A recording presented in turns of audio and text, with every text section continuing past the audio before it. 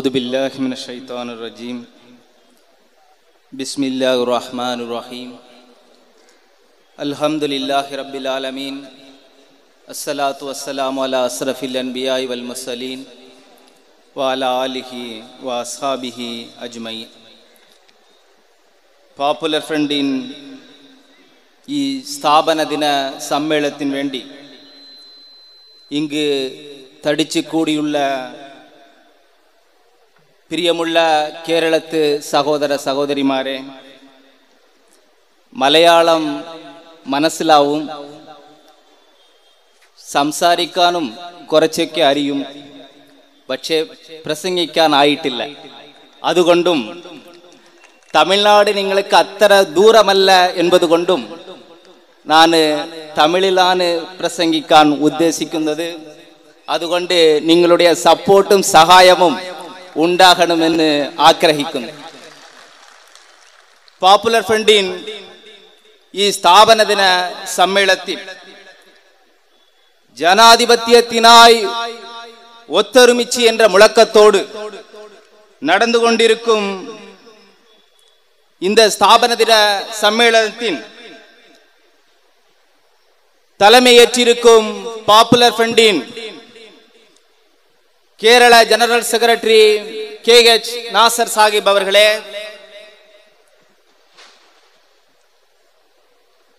இங்கு வரவேற்புரை ஆற்றி அமர்ந்திருக்கும் கேரளத்து SCC மெம்பரும் இந்த சம்மேளனத்தின் ஜெனரல் கன்வீனருமான VP ரஃபீக் சாஹிப் அவர்களே, எனக்கு பின்னால் உரையாற்றவிருக்கும் SDPI-யின் தேசிய சமிதி அங்கம் சகோதரர் MK ஃபைசி சாஹிப் அவர்களே, எனக்கு பின்னால் உரையாற்றவிருக்கும் பாப்புலர் ஃப்ரண்டின் தேசிய சமிதி அங்கம் சகோதரர் கரமனா அஷ்ரஃப் மௌலவி சாஹிப் அவர்களே, கேரளத்தின் ஸ்டேட் வைஸ் பிரசிடென்ட் முகமது அலி சாஹிப் அவர்களே,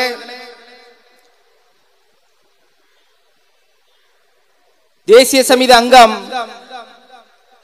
சமது சாஹிப் அவர்களே, AS இஸ்மாயில் சாஹிப் அவர்களே, ஆல் இந்தியா இமாம் கவுன்சிலின் ஸ்டேட் பிரசிடென்ட் கண்ணியத்திற்குரிய முகமது ஈசா மௌலவி அவர்களே,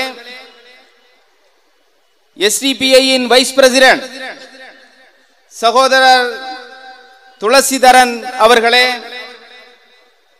NWF-இன் சமஸ்தான பிரசிடென்ட் VK ரம்லா அவர்களே, கேம்பஸ் ஃப்ரண்டின் ஸ்டேட் பிரசிடென்ட் CA ரவுஃப் அவர்களே, பாலக்காடு டிஸ்ட்ரிக்ட் பிரசிடென்டும் இம்மாநாட்டின் கன்வீனருமான அப்துல் லத்தீப் தாரமி அவர்களே,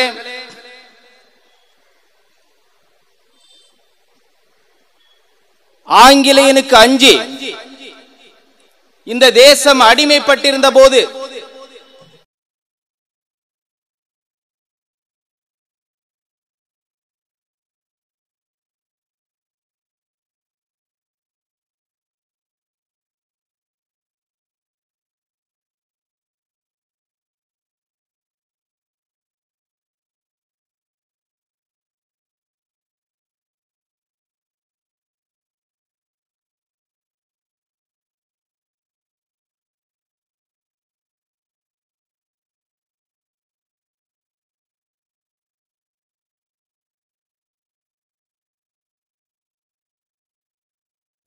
வளத்தையும் பிரதிபலிக்கும் பச்சை,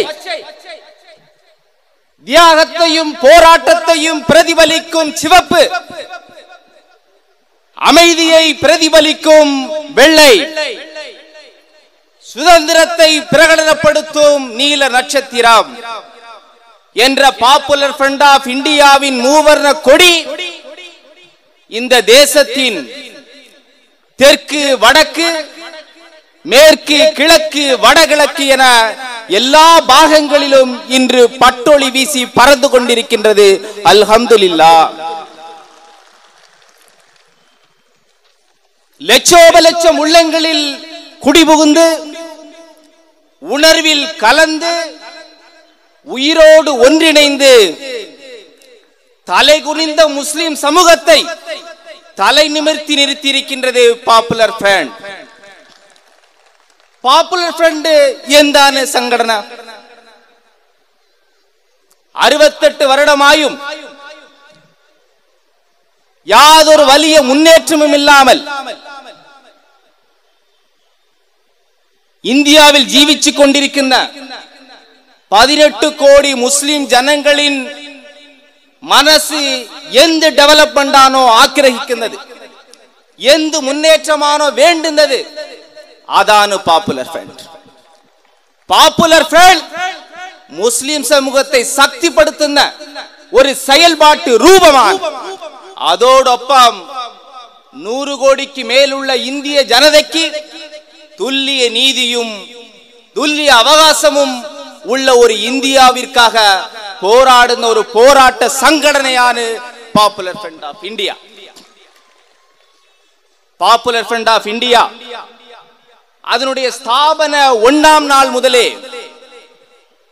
முஸ்லிம் சமுதாயத்து மக்களுக்கும் இந்த தேசத்தினுடைய ஜனங்களுக்கும் வலிய நம்பிக்கையையும் தைரியத்தையும் நற்செய்தியும் அளித்த சங்கடனையான பாப்புலர் ஃப்ரண்ட். வேற்றுமையில் ஒற்றுமை என்பது இந்த தேசத்தினுடைய தாரக மந்திரம். அதற்கு வேட்டு வைக்கும் வகையில் பாசிச சங்க பரிவார சக்திகள் கொலைவாளுடன் வந்து யார் நீ என்று மக்களை அடிமைப்படுத்த எத்தனித்த போது நீ யாரடா என்று நெஞ்சி நிமிர்த்தி பாசிச பயமகற்றிய சங்கடனையான பாப்புலர் ஃப்ரண்ட் ஆஃப் இந்தியா. 18 கோடி முஸ்லிம் ஜனதையினுடைய வேதனைகளையும் சோதனைகளையும் ஜனநாயக வழியில் வீரியமிக்க போராட்டமாக மாற்றிய ஒரு சங்கடனை பாப்புலர் ஃப்ரண்ட். முஸ்லிம் சமூகத்தினும் ஒடுக்கப்பட்ட தலித் மக்களுடைய சட்ட அரசியல் பாதுகாப்பிற்காக தளராமல் போராடுந்த ஒரு சமர சங்கடனையான பாப்புலர் ஃப்ரண்ட். அதேபோல் இந்தியா முழுவதும் எங்கு இயற்கை சீற்றங்கள், பேரழிவுகள், கலவரங்கள் நடந்தாலும் ஒரு மனிதாபிமானத்தோடு முன்னணியில் நின்று மக்கள் சேவை செய்த காருண்ய சங்கடனையான பாப்புலர் ஃப்ரண்ட். சுனாமியில் மீட்பு பணி, நிவாரண பணி, கவுன்சிலிங் பணி, அஸ்ஸாமில் நிவாரண பணியும் சட்ட பணிகளும், பீகார் வெள்ளப்பெருக்கின் போது நாம் கொண்ட நிவாரண பணிகள், முசஃபர் நகரில் நாம் நடத்திய 3 கட்ட நிவாரண பணிகளும் சட்ட ரீதியான போராட்டமும், தற்பொழுது உத்தரகண்டில் பாப்புலர் ஃப்ரண்டின் பங்களிப்பும், காஷ்மீரில் வெறும் 71 நாளுகளுக்குள்ளாக 347 வீடுகள் அந்த காஷ்மீர் மக்களுக்கு கட்டி கொடுத்த சேவையை செய்து யாராலும் அழிக்க முடியாத ஒரு வரலாறாய் மக்களுடைய உள்ளங்களில் பதிந்திருக்கின்றது பாப்புலர் ஃப்ரண்ட் ஆஃப் இந்தியா. அதோடு ஒரு சக்திமிக்க சமுதாயத்தை உருவாக்குவதற்காக பாப்புலர் ஃப்ரண்ட் வருடத்திற்கு 2 மாதத்தை கல்வி பணிக்கு என்றே ஒதுக்கி இருக்கின்றது. ஸ்கூல் சலோ என்பது நம்முடைய முழக்கம், கோ டு ஸ்கூல் என்பது நம்முடைய முழக்கம். பள்ளிக்கு செல்லாமல் இடைநின்ற மாணவர்களை பள்ளியில் சேர்ப்பது, கல்வி பிரச்சார பேரணிகள், ஏழை மாணவர்களுக்கு ஸ்கூல் கிட்டுகள், நோட்டு புத்தகங்கள் முதல் கொண்டு எல்லா உபகரணங்களும் கொடுத்து சுமார் 2-3 வருடங்களிலேயே 7.5 கோடி ரூபாய் இந்தியாவினுடைய கிராமங்களிலும் நகரங்களிலும் உள்ள ஏழை மாணவர்களுக்கு ஸ்கூல் கிட்டுகளாக செலவழித்த ஒரு சங்கடனையான பாப்புலர் ஃப்ரண்ட் ஆஃப் இந்தியா. அதே போன்று கல்வி கடன் ஸ்காலர்ஷிப்புகள் என்று வெறும் 3 வருடத்தில் 2.5 கோடி கடன் கல்வித்தொகையாக வழங்கிய இயக்கம் பாப்புலர் ஃப்ரண்ட். கடந்த 1 வருடத்தில் மட்டும் பாப்புலர் ஃப்ரண்டின் எல்லா யூனிட்டுகளும், டிவிஷன், டிஸ்ட்ரிக்ட்கள், ஸ்டேட், நேஷனல் என்று பாப்புலர் ஃப்ரண்டின் பயன்பெற்ற ஜனங்களுடைய எண்ணிக்கை மட்டும் 5,45,000 பேர் என்று அறிக்கை இருக்கின்றது. எனவே சமூக நலனிலும் மக்கள் நலனிலும் தேச நலனும் சென்று கொண்டிருக்கின்ற இந்த பாப்புலர் ஃப்ரண்ட் ஆஃப் இந்தியாவை அதுகொண்டுதான் இன்று தேசம் முழுவதும் பாப்புலர் ஃப்ரண்டுடைய இந்த ஸ்தாபன நாள் ஒரு எழுச்சி நாளாக, ஒரு புரட்சி நாளாக, ஒரு இன்சாஃபின் செய்தி சொல்லக்கூடிய நாளாக, ஒரு திருவிழாவாக இன்று மக்கள் கொண்டாடி கொண்டிருக்கின்றார்கள், மக்கள் ஆகோஷித்துக் கொண்டிருக்கின்றார்கள். தமிழ்நாட்டில் ஒரு போலீஸ் ராஜ்யம் நடக்கின்றது. தமிழ்நாட்டில் நமக்கு பேரணி மறுக்கப்பட்டிருக்கின்றது. ஆனால் இது நிரந்தரம் அல்ல. எந்த மன்னராட்சியில் கூட ஜனநாயகத்தினுடைய குரல் வளையை நிரந்தரமாக நிறுத்ததாக சரித்திரம் இல்லை. எனவே சரித்திரம் மாறும், அந்த தடையையும் நாம் தகர்த்தெறிவோம் இன்ஷா அல்லாஹ். இந்த பாப்புலர் ஃப்ரண்டுடைய இந்த ஸ்தாபன நாளில் இங்கு கூடியிருக்கக்கூடிய பல்லாயிரக்கணக்கான சகோதரிகளையும் முன்னிறுத்தி நான் கூறுகின்றேன், முஸ்லிம் சமூகத்தை சக்திப்படுத்துதல், யாவருக்கும் துல்லிய நீதியும் துல்லிய அவகாசமும் உள்ள ஒரு இந்தியாவை கட்டுப்படுத்துதல், கட்டி அமைத்தல் என்ற லட்சியத்தின் வேண்டி சுகதாக்களை கொண்ட, இரத்த சாட்சிகளை கொண்ட இயக்கம் பாப்புலர் ஃப்ரண்ட் ஆஃப் இந்தியா. எனவே பாப்புலர் ஃப்ரண்ட் ஒருக்கிலும் வழியிலிருந்து பின்மாறுக இல்ல, எல்லா தடசங்களையும் சதிகளையும் தகர்த்து அது முன்னேறுக தன்னே செய்யும் இன்ஷா அல்லாஹ். എന്താണ് നമ്മളുடைய பிரியப்பட்ட ராஜ்யத்தினுடைய ஸ்திதி? இதோ மோடி வருகின்றார், பயங்கர மேஜிக் மேன், மந்திரவாதி, ஜி பும்பா என்று சொன்னால் மொத்த இந்தியாவையும் அவர் மாற்றி விடுவார் என்றார்கள். அதுவும் 56 இன்ச்சு மார்பு ஜஸ்ட். எனவே மொத்த இந்தியாவையும் தலைகீழாக புரட்டி போட்டு விடுவார் என்றார். மோடி வருகின்றார். ஆனால் மோடி வருவார், புரட்டி போடுவார் என்று விளம்பரப்படுத்தப்பட்ட பலூன் இன்று புஷ் என்று காற்று போய்விட்டது. இந்த இந்தியாவில் 83 கோடி மக்கள் வெறும் 20 ரூபாயில் காலந்தள்ளி கொண்டிருக்கின்றார்கள். ஆப்பிரிக்க சகாரா உபகண்டத்தினுடைய மொத்த தாரித்திரியர்களுடைய எண்ணிக்கையை காட்டிலும் அதிகமான ஏழைகள் தாரித்திரியர்கள் உள்ள தேசமான நம்முடைய ராஜ்யம் இந்தியா. ஐநாவினுடைய அறிக்கை கூறுகின்றது 30 கோடி பேர் வறுமை கோட்டுக்கு கீழால், தாரித்திரிய ரேகைக்கு கீழால் 30 கோடி ஜனங்கள் இருக்கின்றார்கள். எந்த செய்தார் மோடி? பிஜேபி செய்த திட்டம் என்ன? இந்த பாவப்பட்ட ராஜ்யத்தினுடைய பிரதம மந்திரி மோடி இங்கிலாந்தில் தயாரித்த 10 லட்சம் ரூபாய் சூட் அணிந்தால் இந்திய ஜனதையினுடைய வறுமை மாறிவிடுமா? பாவர்ச்சி மாறிவிடுமா? அல்லது வெறும் ஒரு 20 கிலோமீட்டர் தூரம் உள்ள இடங்களுக்கு கூட ஹெலிகாப்டரில் இந்த பாவப்பட்ட இந்திய ராஜ்யத்தினுடைய பிரதமர் மந்திரி பறந்து சென்றால் இந்த தேசத்தினுடைய பாவர்ச்சி தாரித்திரிய சங்கதி மாறிவிடுமா? எனவே இந்த தேசத்தினுடைய வறியவர்கள் மோடிக்காக காத்து கொண்டிருக்கின்றார்கள், நல்ல பதில் கொடுப்பதற்காக.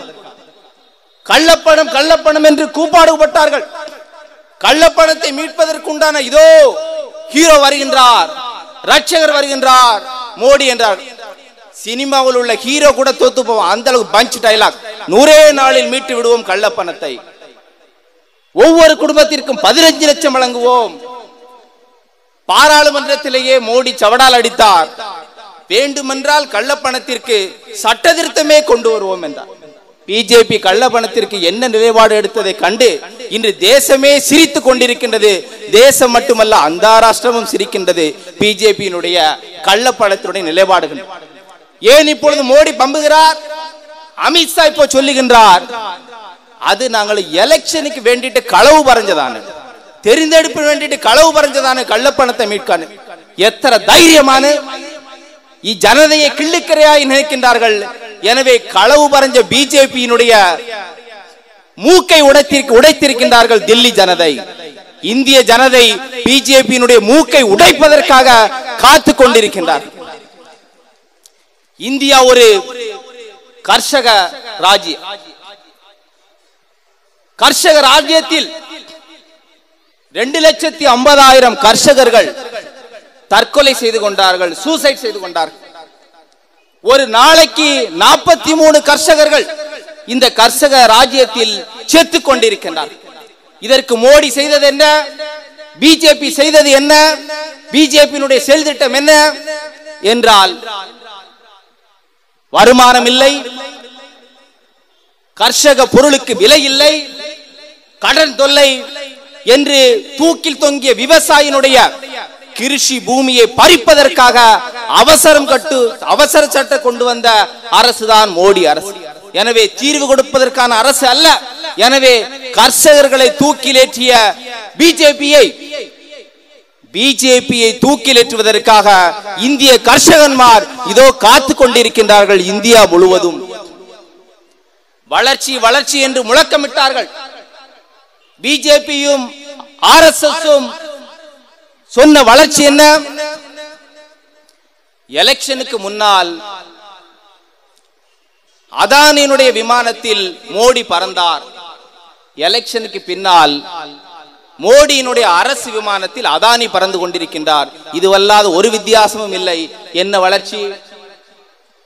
G20 மாநாட்டில் பங்கெடுப்பதற்காக ஆஸ்திரேலியா செல்லுகிறார் நமது பிரதான மந்திரி மோடி என்றார்கள்.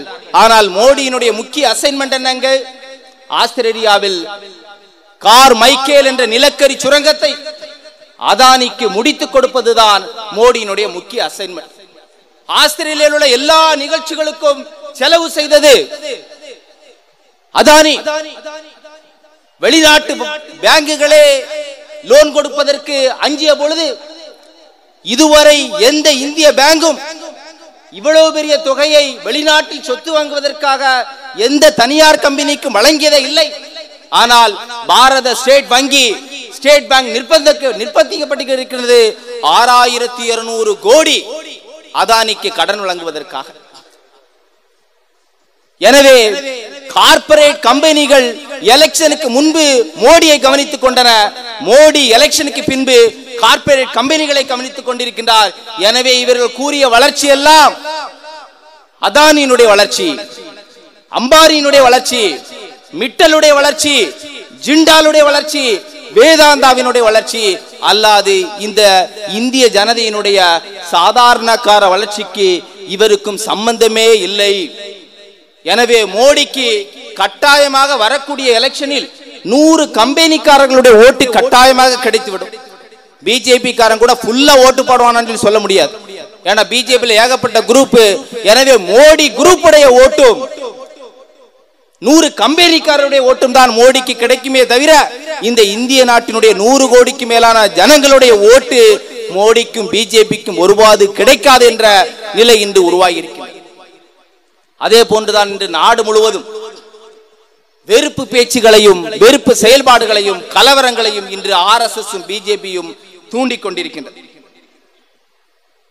நீங்கள் எங்களை சாரவில்லை என்றால் நீங்கள் வேசியின் மக்கள், முறை தவறி பிறந்தவர்கள் என்கின்றார் ஒரு அமைச்சர். இந்து மதத்தை சார்ந்த அதிலும் ஒரு பிரிவை சார்ந்தவர்களுடைய தேசிய நூலான பகவத்கீதையை புனித நூல் என்கின்றார் இன்னொரு அமைச்சர். உலகம் முழுவதும் கிறிஸ்தவர்கள் கொண்டாடி கொண்டிருக்கக்கூடிய கிறிஸ்துமஸ் தினத்தையே நல்லாட்சி தினம் விடுமுறை கிடையாது என்கின்றார் கல்வி அமைச்சர், கட்டளை பிறப்பிக்கின்றார். கர்வாபஸ் என்று முஸ்லிம்களுக்கு 5 லட்சமும் கிறிஸ்தவர்கள் என்றார் 2 லட்சம் என்று விளம்பரப்படுத்தி நாடு முழுவதும் பேயாய் அலைந்து கொண்டிருக்கின்றார். இது போதாதென்று நாடு முழுவதும் பை எலெக்ஷன் என்றால் ஒரு கலவரம், ஜெனரல் எலெக்ஷன் என்றால் ஒரு வகையான கலவரம் என்று நாடு முழுவதும் கலவரங்களை அரங்கேற்றிக் கொண்டிருக்கின்றார். முஸ்லிம்களுக்கு எதிரான கலவரங்களுடைய ரேஷியோ உச்சத்தில் போக்கிக் கொண்டிருக்கின்றது. கிறிஸ்தவர்களுக்கு எதிராக மட்டும் இந்த ஒரு வருடத்தில் 1000க்கும் மேற்பட்ட கலவரங்கள் நடந்திருக்கின்றது. டெல்லியில் மட்டும் வெறும் 2 மாசத்தில் 5 தேவாலயங்கள், சர்ச்சுகள் தாக்கப்பட்டிருக்கின்றது. மோகன் பகவத் சொல்லுகிறார், இது இந்து ராஷ்டிரா, எல்லோரையும் இந்துக்களாக்கி விடுவோம் என்று. நம்முடைய கேள்வி எல்லாம் இவர்கள் உண்மையான இந்துக்கள் தானா என்பது. ஆர்எஸ்எஸ் சங்க பரிவார சக்திகளும் உண்மையான இந்துக்களா? சிறிய வயசிலிருந்தே நாம் இந்துக்களோடு பழவி இருக்கின்றோம். நமக்கு கூட இந்துக்கள் நண்பர்கள் ஏகப்பட்டவர்கள் உண்டு. அவர்களிடம் பாசிச மனப்பாங்கு இல்லை, வெறுப்பு கொள்கை இல்லை. ஆனால் இவர்கள் இந்தி என்ற முகமூடியை அணிந்து கொண்டு ஒரு அரசியல் செய்கின்றார்கள். உலகம் முழுவதும் இந்துக்களின் மேலால் ஒரு வெறுப்பை கொண்டு வருகின்றார்கள். எனவேதான் தில்லி இந்துக்கள் பிஜேபியை புரட்டி போட்டிருக்கின்றார்கள். தில்லியினுடைய மக்கள் இந்த பிஜேபியை புரட்டி போட்டிருக்கின்றார்கள். எனவே இனிமேலாவது பிஜேபியும் ஆர்எஸ்எஸும் திருந்த வேண்டும். இல்லை என்றால் பிஜேபியையும் ஆர்எஸ்எஸையும் திருந்தக்கூடிய கழிவு ஆற்றல் இந்த இந்திய ராஜ்யத்திற்கும் இந்த ராஜ்யத்தினுடைய ஜனதைக்கும் உண்டு என்று நாம் இந்த மாநாட்டின் வாயிலாக பிரகடனம் செய்கின்றோம். எனதருமை சகோதர சகோதரிகளே, பாசிசத்திற்கு எதிராக நாம் விழிப்போடு இருப்போம். இந்த தேசத்து மக்கள் அனைவர்களையும் விழிப்போடு இருக்க செய்வோம் என்ற ஒரு உறுதிமொழியை இந்த பாப்புலர் ஃப்ரண்டின் ஸ்தாபன சம்மேளனத்தில் நாம் அனைவரும் எடுத்துக்கொள்ள வேண்டும். முஸ்லிம் சமூகத்தை சக்திப்படுத்துதல், இந்த இந்திய ஜனதை எல்லோருக்கும் துல்லிய நீதியும் அவகாசம் உள்ள ஒரு இந்தியாவை கட்டியமைத்தல் என்பது நம்முடைய லட்சியம். இதற்கு குறுக்கால் யார் வந்தாலும் அவர்களோடு போராடுவோம், வெற்றி பெறுவோம். இந்த லட்சியத்தில் நாம் உறுதியாக இருக்கின்றோம். நாம் இந்தியாவில் உள்ள 18 கோடி முஸ்லிம் ஜனங்களையும் அழைக்கின்றோம். வாருங்கள், பாப்புலர் ஃப்ரண்ட் ஆஃப் இந்தியாவோடு நாம் ஒன்று சேர்வோம். அரசிடமிருந்து போராடி பெற வேண்டியதை போராடி பெறுவோம். நம்முடைய சொந்த வளங்களை ஒன்றிணைத்து முன்னேற்றத்தை நோக்கி பாய்ந்து செல்வோம். இது நமக்கான காலம். நம்மால் நமக்கான பிரகாசமான எதிர்காலத்தை, ஒரு பிரைட் ஃபியூச்சரை இன்ஷா அல்லாஹ் உருவாக்க முடியும், நம்மால் முடியும் என்று நாம் முஸ்லிம் மக்களுக்கு கூறுகின்றோம். அதேபோல் இந்தியாவில் உள்ள 100 கோடி ஜனங்களுக்கும் நாம் அழைப்பு விடுக்கின்றோம். வாருங்கள், ஜனாதிபதியின் வேண்டி நாம் ஒன்று சேர்வோம். பாசிசத்தை அகற்றி யாவர்க்கும் துல்லிய நீதியும் துல்லிய அவகாசமும் உள்ள ஒரு இந்தியாவை கட்டிப்படுத்துவோம். இன்ஷா அல்லாஹ் நம்மால் முடியும் என்று கூறி முடிக்கின்றேன். வாஹிர் தவான் அல்ஹம்துலில்லாஹி ரப்பில் ஆலமீன். அஸ்ஸலாமு அலைக்கும் வரஹ்மத்துல்லாஹி.